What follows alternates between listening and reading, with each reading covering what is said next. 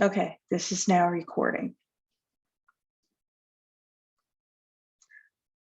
Hi, my name is Karen Connolly, and I am the owner of Balanced Explorations. It's a sustainable luxury travel business. So for those of you who don't know me, I'm relatively new to travel business. I started in 2019. But it was with a different agency, and to be more of a sustainable business, I decided to move to a luxury travel host agency. So I have been concerned with sustainability going way back. Back around like 2008 or 9, I was learning about the LEED, certifications and things like that. When I bought my car, I bought it because it was the most fuel efficient car that I could personally, purchase at that time.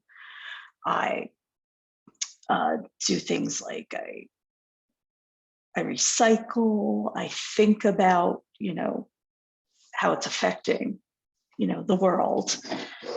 And I had a hard time with coming up with a name for the travel business. Because at first I was thinking in terms of, luxury, let's just sell the most expensive thing and make the most money from it. But as you start to think about the impacts on the world, you start to, consider, and I'm sure some people who are traveling also feel the same way. So what I was thinking is, there are more considerations, and people make different considerations when deciding whether they're going to travel at all, or deciding whether it's going to be a short close to home, or whether they're going to stay in a bigger hotel, whether they're going to try to come up with ways to offset their travel. There's so many considerations, but I think maybe people don't even realize what those considerations are, and they might just be either choosing not to travel, or just maybe feeling even guilty about it, because there's some cities and countries have proclaimed a climate emergency. So this isn't going to be about the pandemic, but just based on what you think about that. We had been talking beforehand a lot about over tourism, and maybe harming places by going to them. But now, with a lot of travel having been shut down for a year or two, we also start to realize that travel is an important part of not just local economies, but the global economy. And when things shut down, everyone is harmed, including those local places that we thought we were harming. So now we realize that we harm them when we are there, and we harm them when we're not there. So what do you do about that? I think one of the first things you start to realize at that point is that it's impossible to mitigate all the impacts of travel. So just to understand that.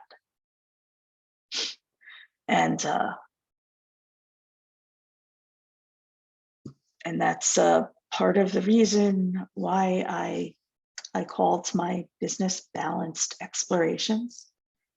I'm also a Libra, so I'm all about trying to balance things in your life.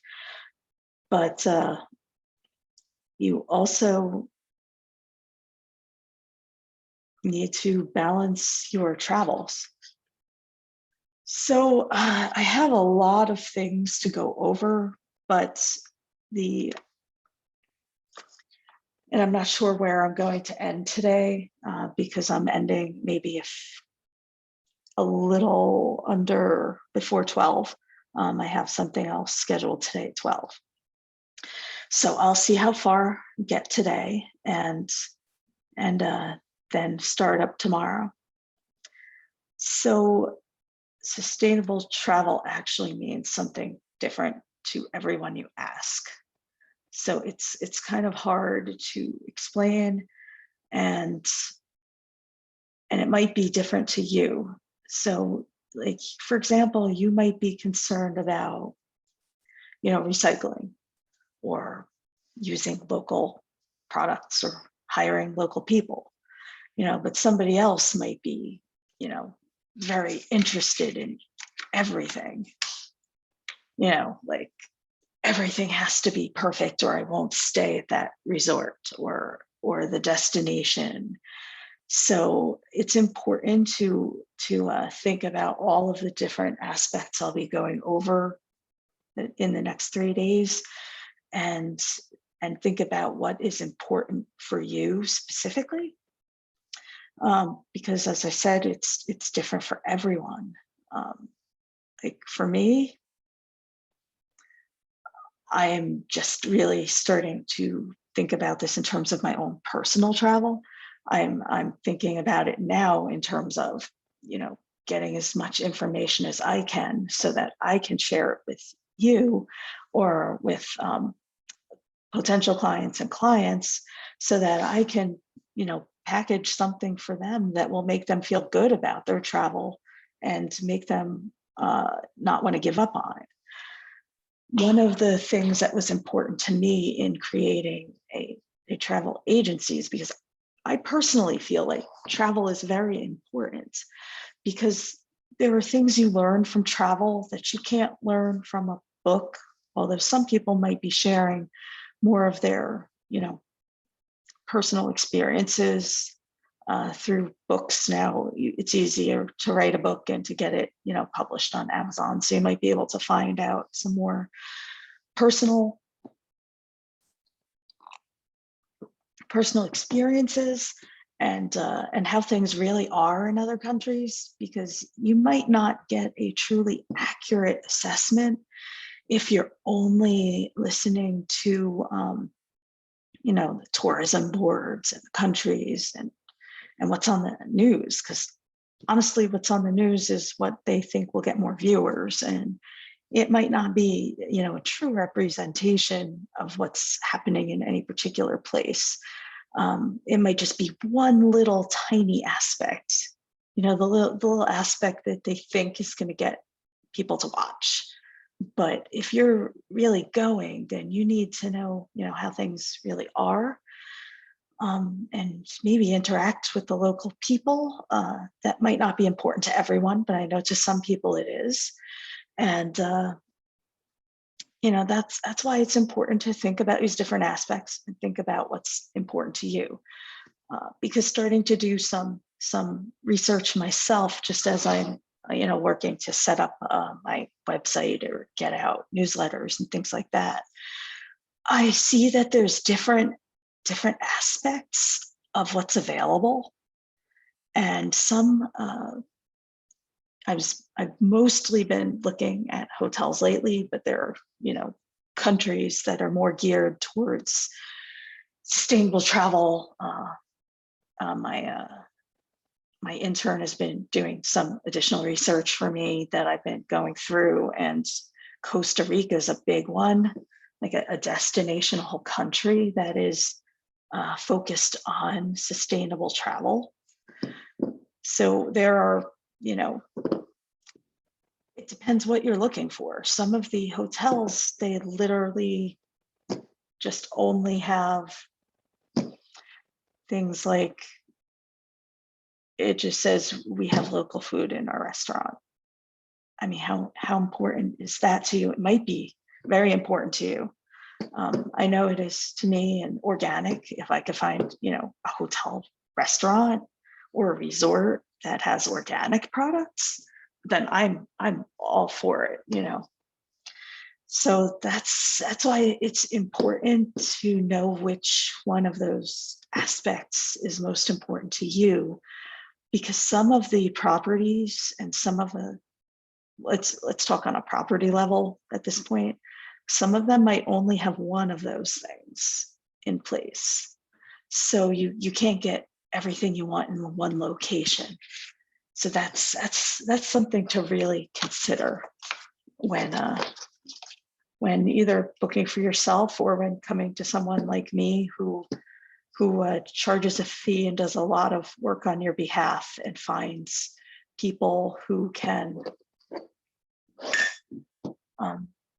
get you very highly customized. You can pretty much get almost everything you want for a price, but you might not be able to find all of the things you want sustainability wise in one location or in one tour operator or in one hotel or even in one country. So that's why the first, most important thing is to focus on, or not even focus on, just become aware of what is most important to you. Take some time, consider, see what's out there, and or if you are ready to start doing something like that, then we can start discussing, how to make it happen for you. So sustainable travel has gone back about like 10 years.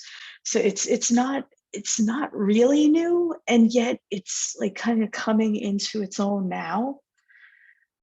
If you think back to things that weren't really happening, and then I've noticed I haven't really actually gone on a couple of really big trips since 2017. And I have been to hotels since then, but I noticed one of the things that hotels almost universally are doing now is they have like little cards that they either put on your, bed or on your bedside or in the bathroom, little signs. And, they don't just automatically change out your towels or change your bedding, your sheets every day. So that's something that you can choose yourself. So it's almost universal now. And, you don't have to change your sheets every day. You could just, it's just new sheets when you come in. Maybe you're okay with not having the sheets changed for, the 3 or 4 days of your stay. And that's, good. And, maybe you're like me and maybe you don't want all of your towels changed, but you just, you got your towels like really wet, from taking a shower, and you just don't want to have that towel sitting around for days. So they usually say, either throw it in the bathtub or throw it, on the floor in the corner when you leave, and they'll take care of it. So that's a way that you can, to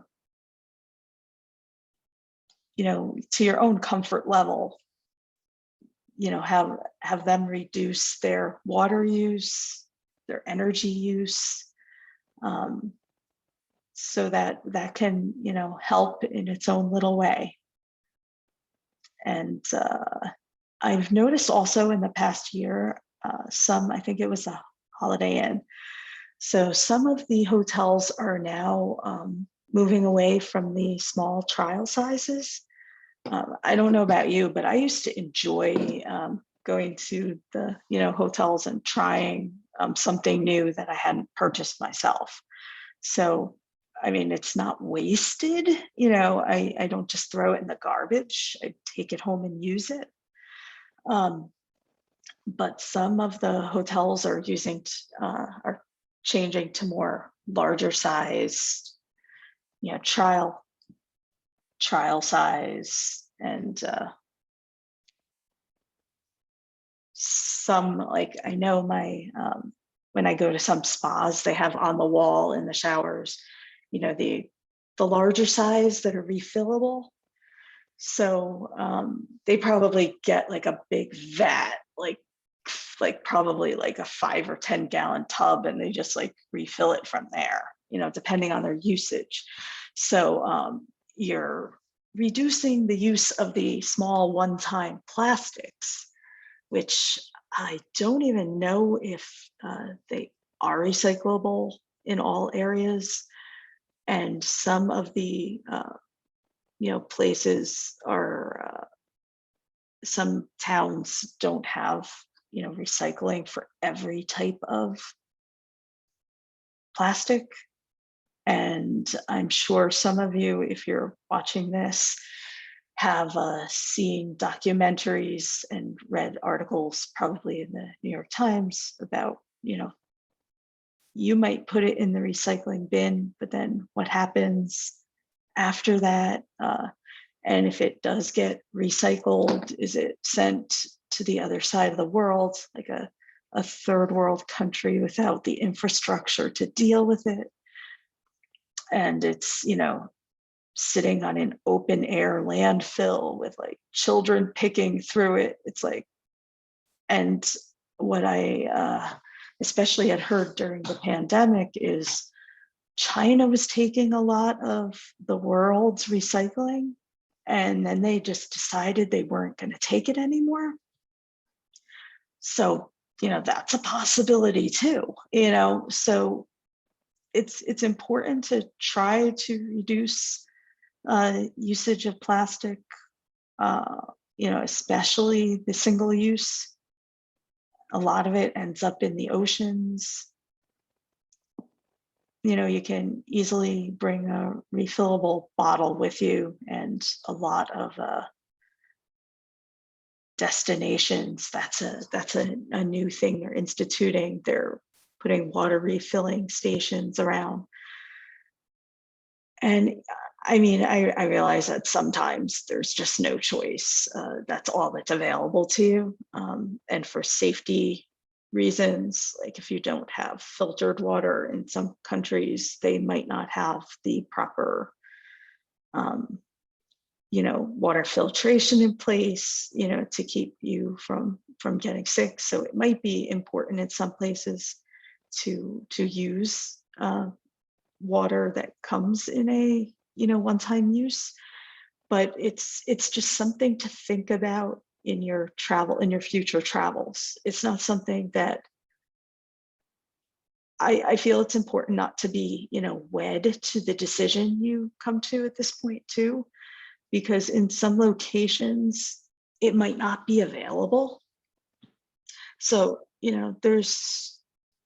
you can, like, flexibility is important, especially now, when we don't know if a particular place will be open to everyone or just some people, or when you can get back there, and even if everything is open. So, like, for the immediate future, and even for the next few years, it's important to be flexible, to know that you can have the intention to be as sustainable as possible, to look for sustainable options. If you're not in a particular area where, if you're looking for a trip, but you don't have a specific place in mind, then, you're more open to being flexible. You might be able to find a more sustainable destination right now, or in the coming couple of years. But if you're not going to a destination, I know some places in like Vail and like other places are more focused on a sustainable destination. But for those who are not, you might have to look a little harder. You might choose a hotel. You might, look for a place that includes things like local craftspeople's, products in their gift shop, or, special regional recipes. There's different ways of being sustainable. Okay, so moving on, there's another deeper aspect of sustainability that is really only for, some people. Not everyone is really interested in this, but it's out there, and I'm letting you know about it. It's called regenerative travel. So the goal there is to, leave the place better than it was when you came. So you're actively working to improve the place where you're going. And this is, could also, there are two real aspects of it too, not just, improving, which might be going to a place that's either not even carbon neutral, because that wouldn't be improving it, but, a place where you can actually benefit the location. So there might be, a resort that, takes care of its own waste, recycles. Maybe it has solar panels that maybe feed into a grid. So maybe they're actually giving back more sustainable power to the grid than they're actually using. And every other aspect is kind of carbon neutral. So there could be a place like that, that it could be all in one place. But some locations have, and destinations and tour companies have started it's known as voluntourism, where you go to a place and you can actually volunteer your time to help and make changes. I have little, note cards here. So if you see me glancing down, I'm just looking down at the notes to make sure I cover the things I want to get covered in this class. So Hawaii has a really nice program going now. It's called Malama Hawaii. And they have the option of working with local nonprofits to actively help the islands. And they have different nonprofits and partners on different islands. So you'd have to, I don't know how long that they will be keeping with this, but I think it's at least for the next year or so. But you can check it out, or ask me about it if you want to find out more. But they have different things going on. For example, aquaculture. They have where you can go out with work with the native Hawaiians to actually restore fish ponds with them. And they have like habitat stewardship opportunities, right now they have a self-guided beach cleanup. So if you don't really want to be, I guess, committed to to giving a whole day or a specific time or place, you can still do something, during your time there to help out. It's not just helping out them. The ocean is connected to everyone in the world.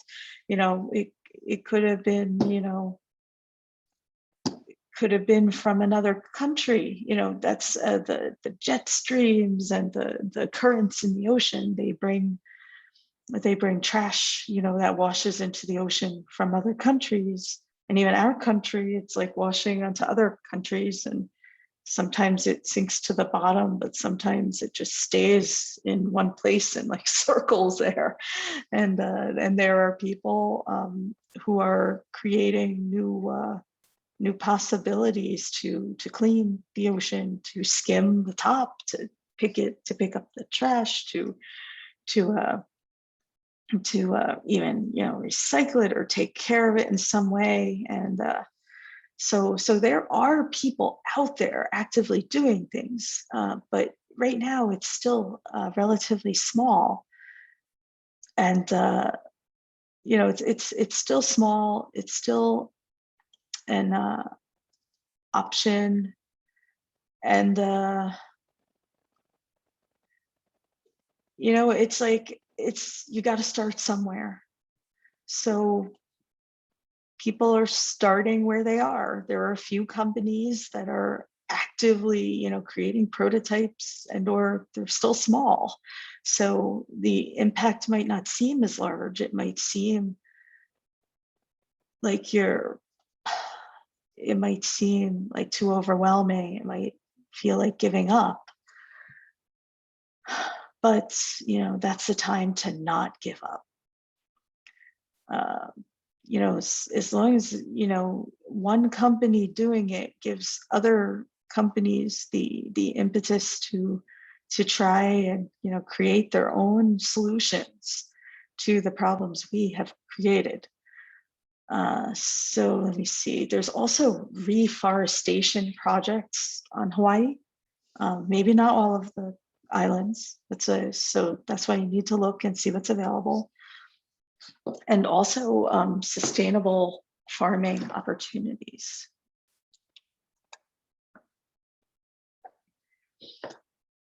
So each individual, you know, circumstance that's available now, you know, some of them are giving you a free night or discounts. So they're giving some, you know, impetus to do it. You know, I know a lot of people will volunteer without getting something in return, but you know, to make it more of interest to maybe people who hadn't considered volunteering in the past, it's something out there. Okay, there's a comment here. Let me see what it says. Yeah, I'm doing my best to explain what's out there. So much. You're designing in your mind what you want to do, where you want to go, and why it could be important to a sustainable, healthy Earth. Yeah, I mean, we are all connected, and it's kind of, you know, you don't always see it, you know, because we're stuck in our own little worlds and the things that are important to us. And you know, if we're worried, if things aren't, you know, great in our life, then we kind of don't, you know, have consideration and compassion for others. So it's just something to put out there. How to frame it. Yeah. Regenerative appeals. It's harder to find, you know, regenerative travel, I think.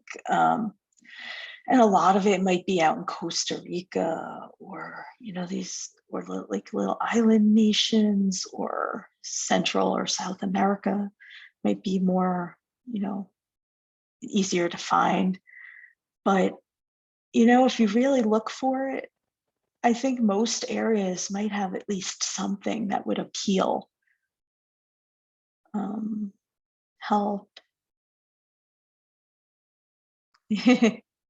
Yeah, thanks for watching from Vermont. I'm in Vermont too, and you're welcome. Yes, so they are giving some things, you know, a way to try to convince people to do that who wouldn't, you know. And so I'm affiliated with Gifted Travel Network, which is a luxury travel host agency. And through them, I have access to Virtuoso, which is a consortia that has there is one aspect of it, and that's what really let me realize that it was a thing, you know, sustainable travel. I've been with Gifted Travel Network for a little over maybe a year and a quarter now. So I'm going to be doing even more, you know, training. This is like the tip of the iceberg, and I didn't even get to the other sustainable, like, standards type information. That's why I knew this would need to be 3 days. They might vary in time, just because I'll see where it goes. But what I've learned is that there's so much to learn that it is really something that you have to want to know about, because it's so easy not to. And it's so much work to, make yourself, available for it. Just to even get a broad overview takes so much time and energy. And it actually is out there though. And it's out there in the sustainable world too. So like I was saying, there are some, free things you can do. But for those with a bigger budget, it's almost like the more money you have, the more sustainable you can be. I'm sure you've found that out, with, solar panels and all these energy efficiency modifications that they're encouraging for homes. A lot of it is like a rebate, so you kind of have to have either the money or the credit available up front to even take advantage of the, sustainability options. So, I mean, that alone should encourage you to try to be more, if you can, especially if you're in your own business, to be more prosperous. Because the more prosperous you are, the more you can help other people and help the world. But if you can't, that's not something to be, ashamed of either. So what I see a lot of is people kind of glorifying not making enough money or not making a lot of money. But, there are things you can do to help other people and to help the world at that point. So it might be something to consider. So now I'm ready to move on to the next section, I guess you call it. There are different, what do I want to call them? There are different bodies, they're not necessarily governmental bodies, and they're not necessarily associated with a government. So there's one organization, which is just one of many. There are so many that I couldn't even look them up now. There were just there's so many. They create standards, let's put it that way. They create standards for sustainability. And there's a big one called Global Sustainable Tourism Council, the GSTC. And they help destinations and the industry, various industries. I think they have hotels, and they have tour, companies, and they have destinations. So a destination is anywhere. It could be, I'm in Burlington, Vermont. So it could be, Burlington, Vermont is, becoming more sustainable. So they decide that they're going to meet this minimum criteria that has been set by the Global Sustainable Tourism Council. So they have it down in 4 pillars, which are sustainable management, socioeconomic impacts, cultural impacts, and environmental impacts.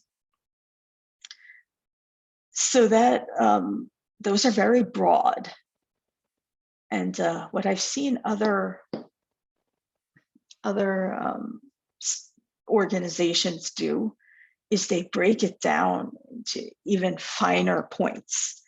But what I'll be going over in the remainder of this, there's one that has 13 principles, but I'll go over why that is a little later. Maybe later, maybe tomorrow. I'm not sure yet. So the different things fall, these are the most broad categories. And GSTC has, trainings and things like that. I was just looking into it, so I don't even know if it's a training that I can do, because it's more geared towards destinations and hotels and things like that. But it's interesting enough that I might want more background on it, and we'll see if that's something I might do in the future. But just, as a broad overview, so the other different things. This is just the minimum, things you should be considering. And I don't even like the word should, because if they're, sometimes it's a little broad. It's so broad that you can't really measure it, so I'll just move on from there for now. There's something very new that I just found out from on LinkedIn from I don't know if she was a teacher. I don't think she was a professor I had at law school, but she worked at the law school for the food and ag section. So now she's working for this new organization that I found out that works with governments and to try to get them to set really high standards and to keep them accountable. It's called, VCMI, which is the Voluntary Carbon Markets Integrity. And they're working all over the world, and they're trying to hold companies accountable, and not the companies, but a lot of the carbon problems that are in the world are more from big corporations, and mostly big multinational corporations. So comparatively, the changes we make as individuals don't really have that much of an effect, but cumulatively they do. So that's why, from my point of view, at least, we set the intention of being as sustainable as we can. And to me, it doesn't make sense to keep yourself, to deprive yourself, let's put it that way, to not give yourself what you need because you think you're taking it away from somebody else, because ultimately you're not, because that person wasn't going to use that water you didn't use. Yes, it's better to use like in my house. There's a toilet in the basement. There's a little bathroom, and it has a really old toilet. It has a big water tank, right? But that's really kind of a spare bathroom. So I mean, it's only probably been used like 3 or 4 times in 3 years. It's more like if somebody's using the other one and it's an emergency, or if you have people who are working on the house and need a bathroom and you don't want them to use your personal one, then send them use that one. But the bathroom upstairs where we use the main bathroom, that has a tiny tank.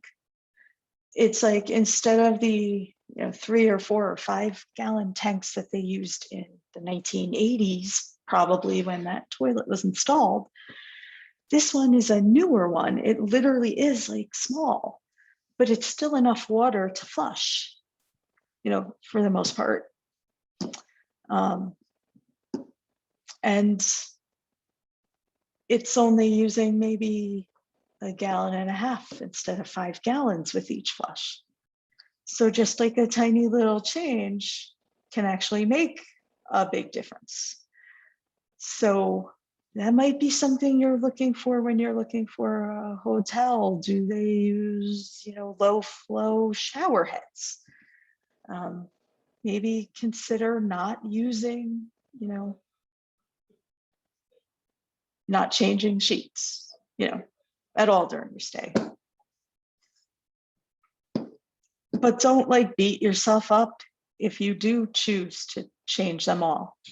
Maybe you've only traveled once in the past 5 or 10 years and you just want the luxury of something that you don't normally have in your everyday life.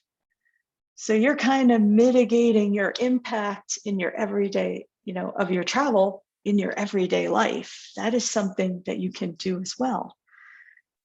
So it's just changing the way you think about it.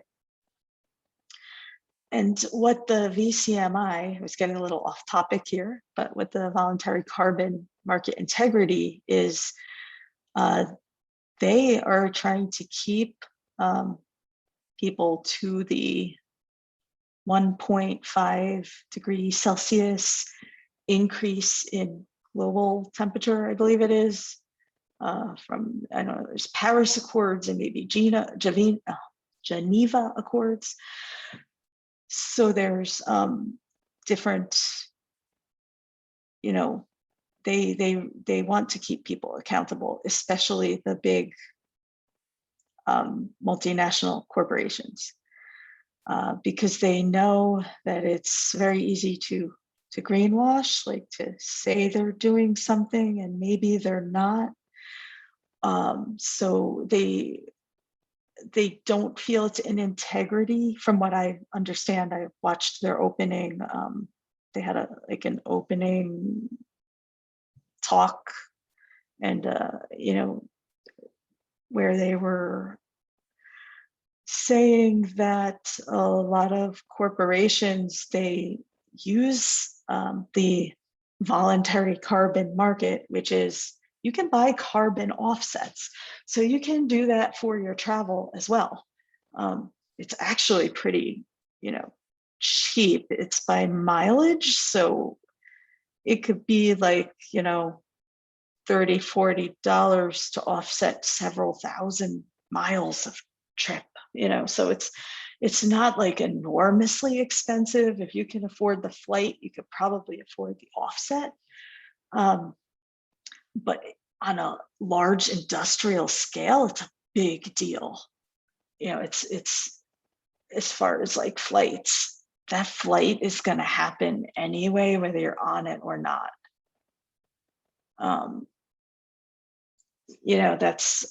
They have certain scheduled flights, and I don't know if you're aware of this, but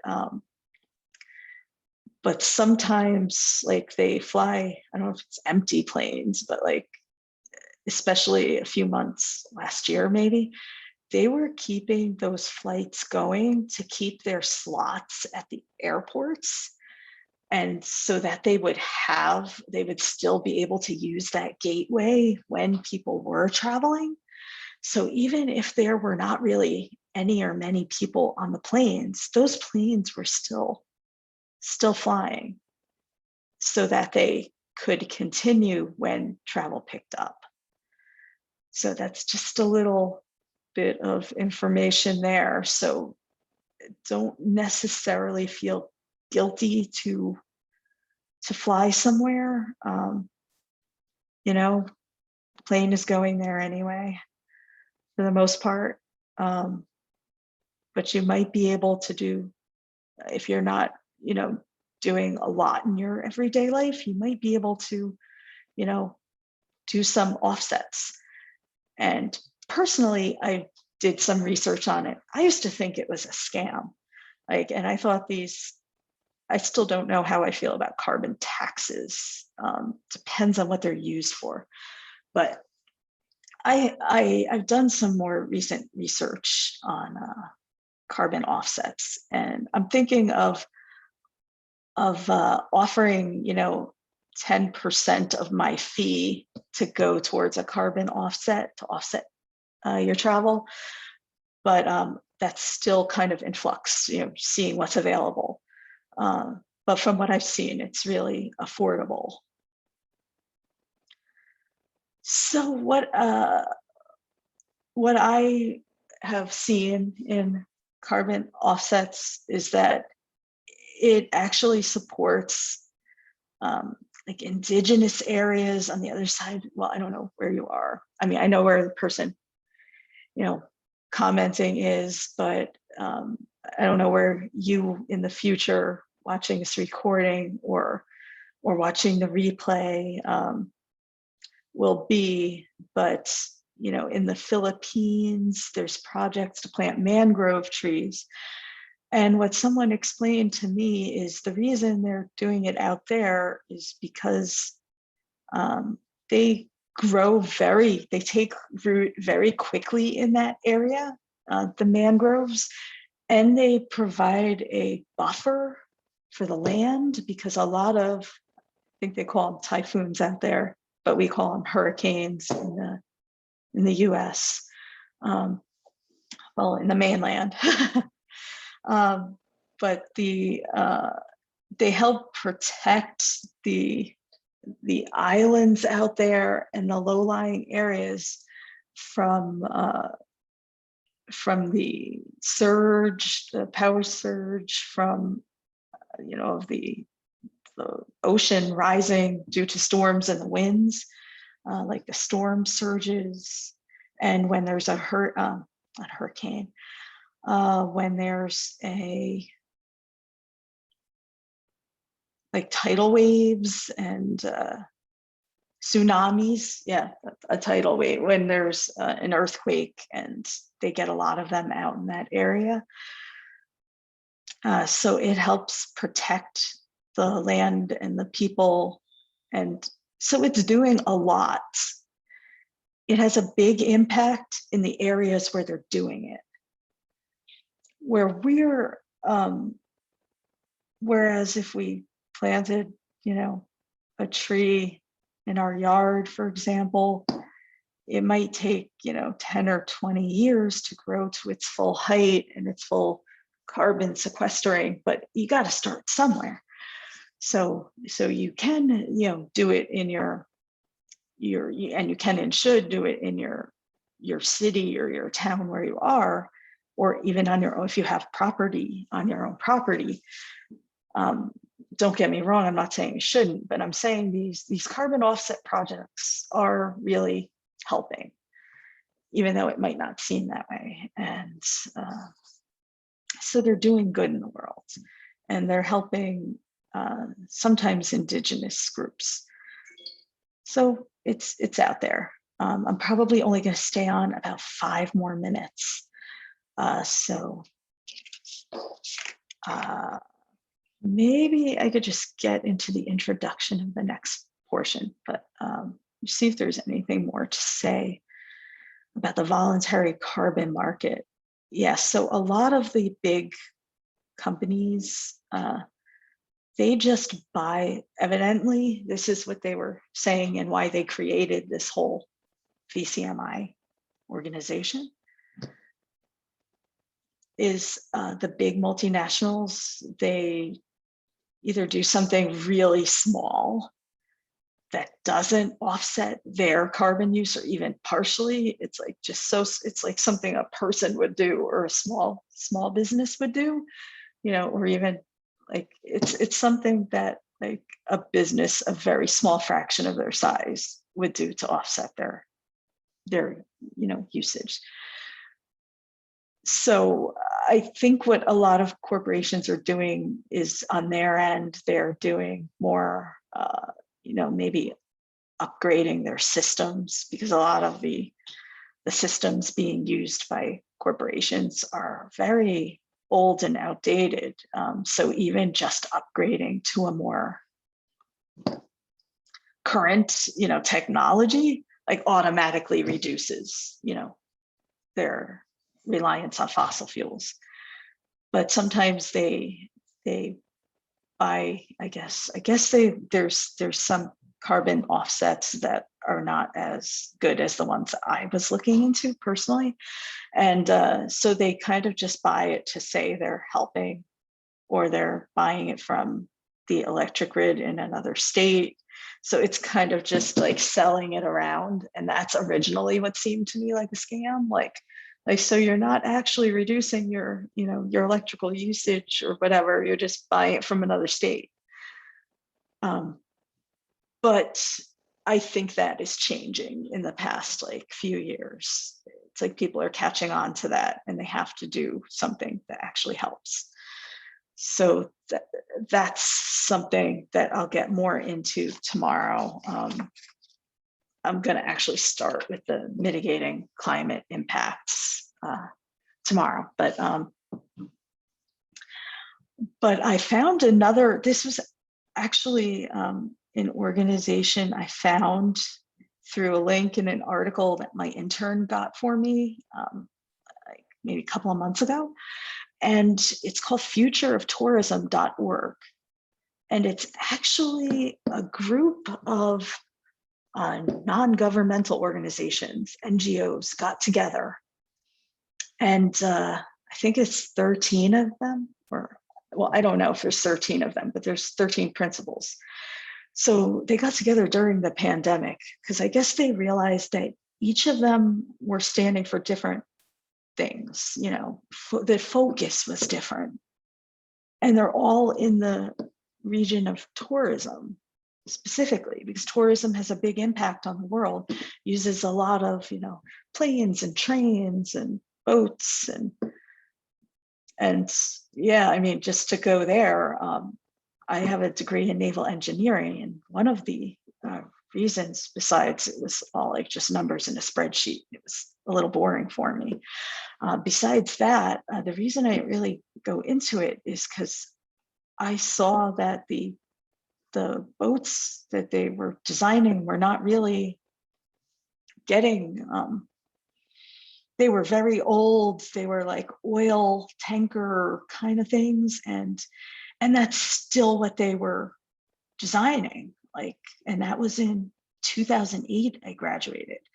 So I actually worked on a senior design project from 2007 to 2008, and we actually won a first place award from SNAMI, Society of Naval Architects and Marine Engineers, for an ultra green and LNG,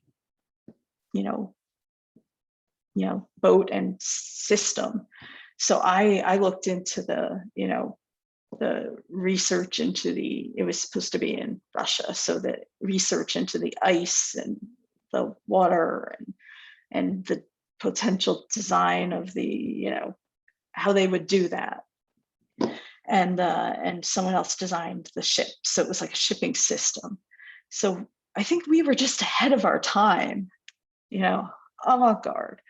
But I just didn't feel like it. And now they're designing LNG ships for cruise ships, which is like the most actual, it's funny. They're so like behind the times, it takes a while to catch up.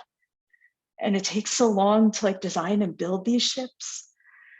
So they're kind of behind, but that's like the most technologically advanced, cleanest system available now. Is there are some new cruise ships that are LNG cruise ships.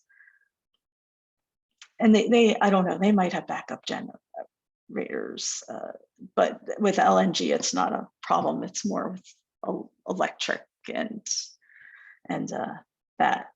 I would find it really exciting if they did solar panels on the sides of cruise ships and used the electric to run it. Instead of what they're doing now, some of them is they're plugging into the electrical at port to save on some of their less environmentally friendly whatever whatever they're using, if it's still like an oil ship. I got to try to wrap this up. So see, it took that long. I didn't see it. So I guess if I had stayed in that industry, I could have been a part of it. But now I'm hopefully being a part of bringing sustainable travel to you. So I'm going to start back up with the future of tourism and tomorrow. And I'm not going to, I'll mention at least all of the principles that they brought up, but I'm not going to do it in the order that they said, because I think the way we as a society think of sustainable and climate and what that means, they have that as like number 8. So I'll that's where we'll start up tomorrow. And thank you for joining me. And you can like comment replay if you're in the replay, or leave a comment if you have a question, and I might address it tomorrow or the next day. So thank you for joining me today, and I'll see you here again tomorrow. Bye.